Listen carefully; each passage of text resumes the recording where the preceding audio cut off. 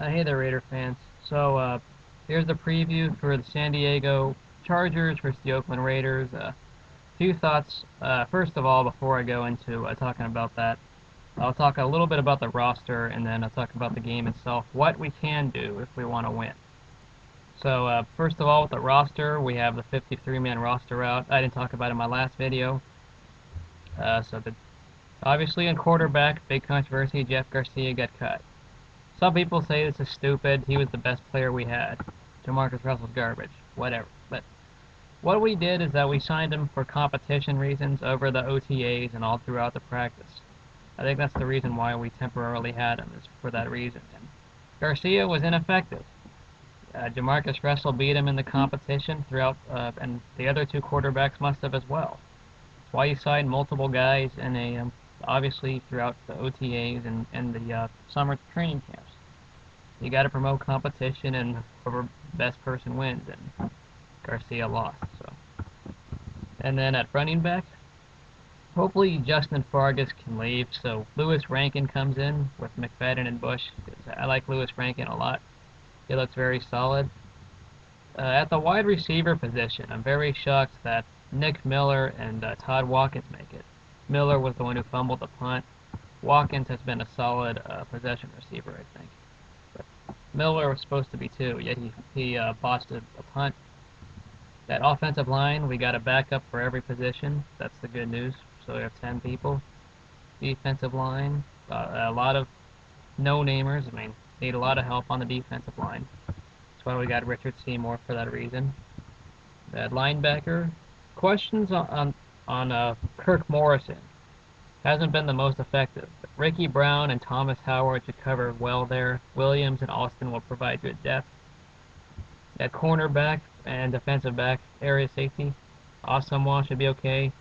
Chris Johnson, Tevon Branch, Hiram Eugene, Michael Mitchell. Few questions on the backup, but for the most part, I'm not too surprised on cutting Jeff Garcia. Really, it really is not a shock at all. A few things. Now on to the game. What can the Raiders do to upset the Chargers?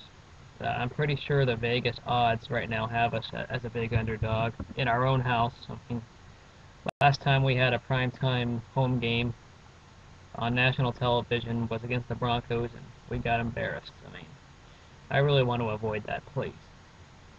Uh, so, the Chargers, last time we hosted the Chargers was also on Monday night in 2006. That was our big, and then we also got blown out and embarrassed for that game. Surely a forgettable game.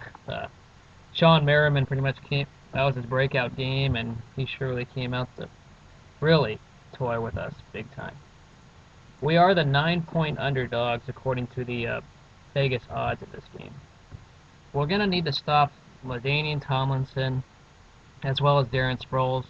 Whoever is running for the Chargers, they're going to be running most likely all over us. Richard Seymour may be here, but we still need to learn how to stop the run. Even with him, hopefully the linebackers will cover.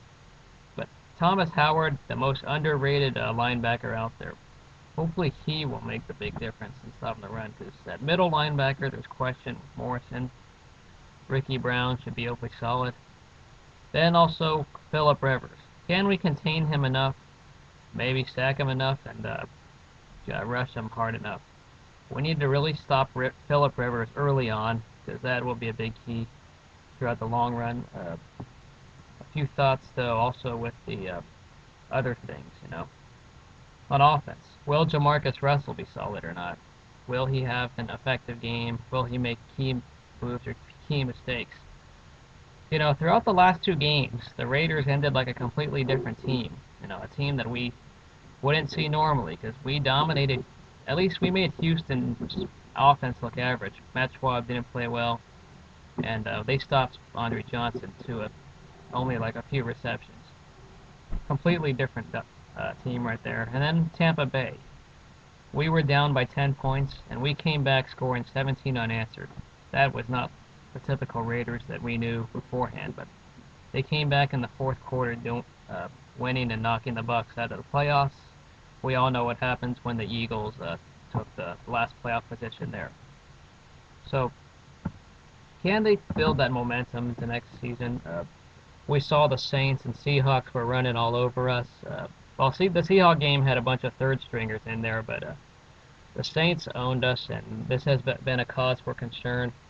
Drew Brees can obviously throw the ball, and so can Phillip Rivers. So we need to stop, Antonio Gates, Lester Davis, Chris Chambers.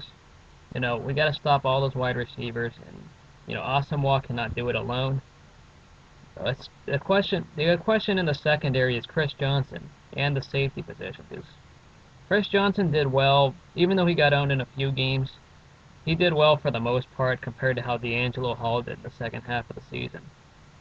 Can Chris Johnson cover, because he'll be thrown to about 70% of the time compared to Asamoah.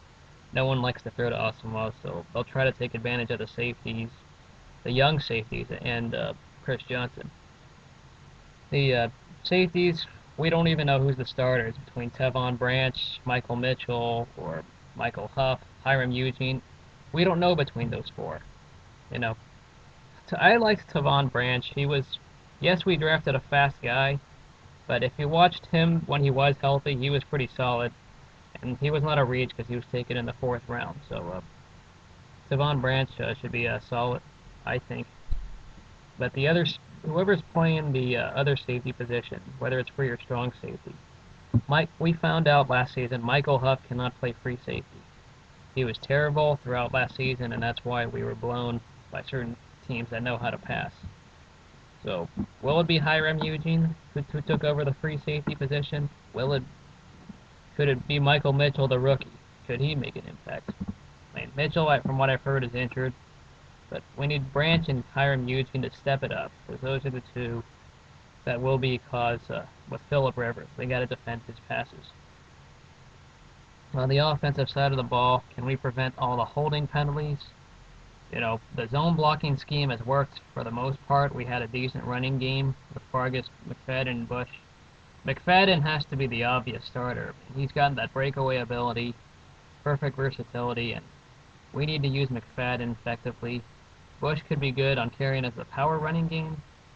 Even put in Lewis Rankin in there. I know Fargus is the big carrier. I wish we could try to shop him somewhere, because I like Lewis Rankin since he's the younger guy. At fullback, Orrin O'Neal should provide decent blocking. But, yeah, at wide receiver, still got all the questions. Can we throw on their secondary? Will Heyward-Bey make any catches? Because he can have that home run ability, and if Heyward-Bey has 1 or 2 big catches every game, he does his role. He can be double teamed, and that would be a big help. So, we'll see there. A few notes on the Chargers. I believe Sean Merriman got arrested, but we can't let that as a saying as our way to win or lose. Alright, we got to treat the Chargers like they are an undefeated team that's gonna try to own us. We need to play hard out there, and it's gonna be a tough one. I'm not gonna say we'll win or lose, but we do need to stop the run, and we do need an effective passing game, if not the secondary with the safeties. Those are the biggest keys.